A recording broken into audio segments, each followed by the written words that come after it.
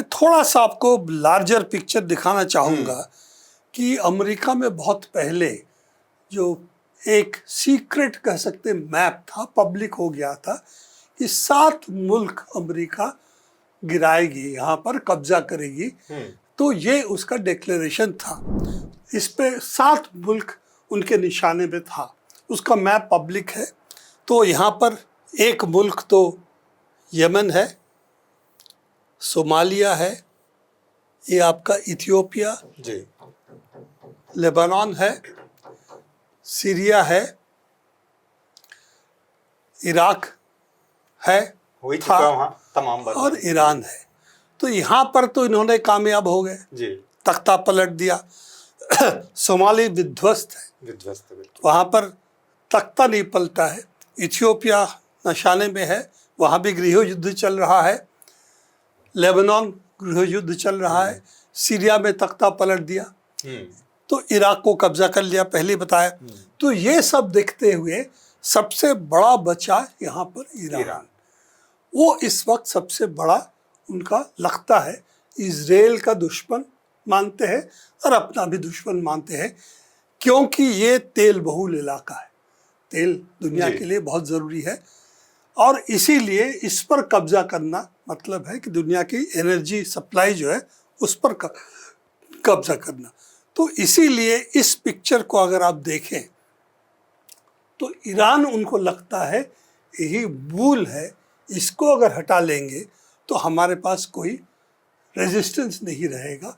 Lebanon को समर्थन करता है, सीरिया को समर्थन करता था, यमन को समर्थन करता है, और जो भी लड़ाई अभी भी रेजिस्टेंस इराक में है उस पर भी ईरान कहते शामिल है।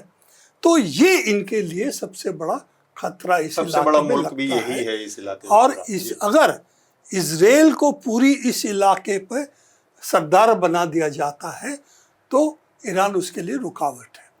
तो इसीलिए अमेरिका ईरान के साथ जंग करेगा या नहीं, ये सवाल है। ट्रंप ने कहा है, अभी चिट्ठी लिखा है कि हम आपके साथ न्यूक्लियर समझौता करना चाहते हैं।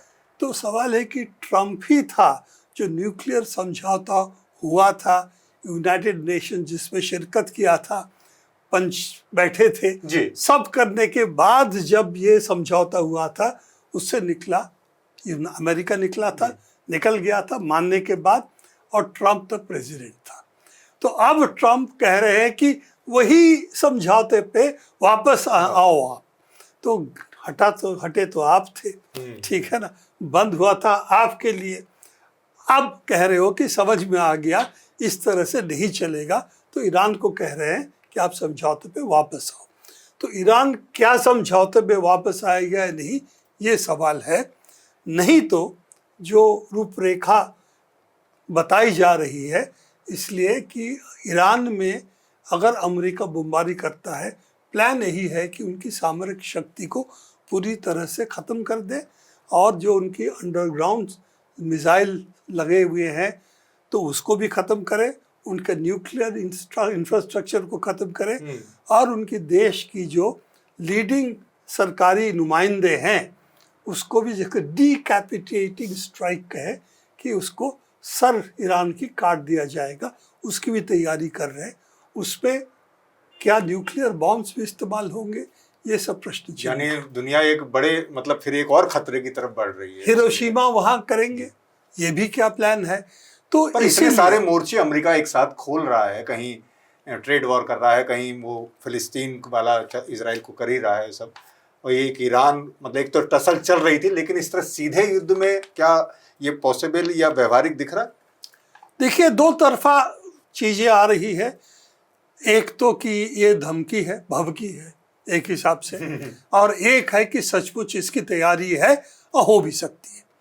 तो अब ये मैंने बहुत पहले भी कहा है जी। लगातार इन चीज़ों को मैं दोहराता हूँ, इंसान को प्रेडिक्ट करना बड़ा मुश्किल है।